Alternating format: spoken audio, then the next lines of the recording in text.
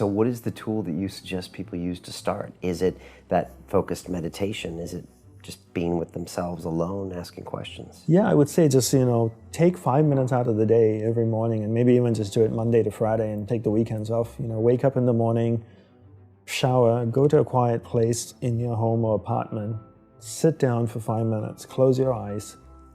You could do a couple of breathing exercises or maybe just take a few deep breaths to relax yourself.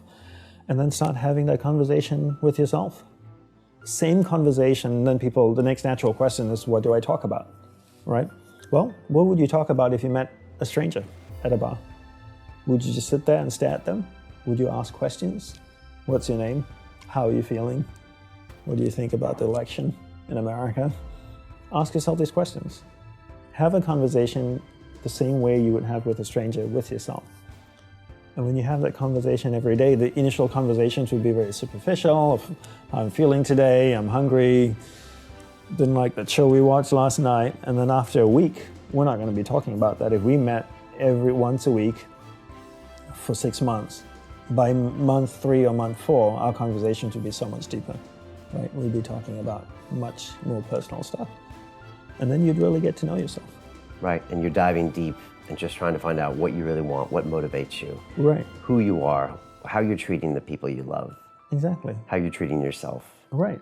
And that conversation doesn't happen on day one. Sometimes it does, but most of the time it doesn't. It comes after the 5th or 6th or 7th conversation, when you feel comfortable, when you can trust the other person with more deeper personal stuff. The same way you have to trust yourself too. Yeah, once you close your eyes and go inside of you, you realize that you're going to see things that you love and things that you don't love, and you have to be prepared for that. And most people can't handle that.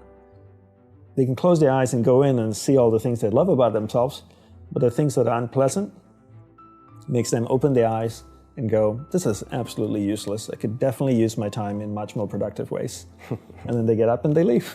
That's the reaction when they kind of see something they don't want to engage with. Okay. Why am I sitting here? It's an absolute waste of time. I got a to-do list. I can go get things done. This is a waste of time. And temporarily feel better or feel like you accomplished a goal or something, when in fact you still don't know why you're here, what your purpose is, etc. Exactly. So the same way like you get to know someone you love, right? You see all the good things about them and all the not so good things. This is part of the package, right? But you love and accept them because you love that person. In the same way you need to take that approach with yourself. But you can't know what you want until you spend time with yourself.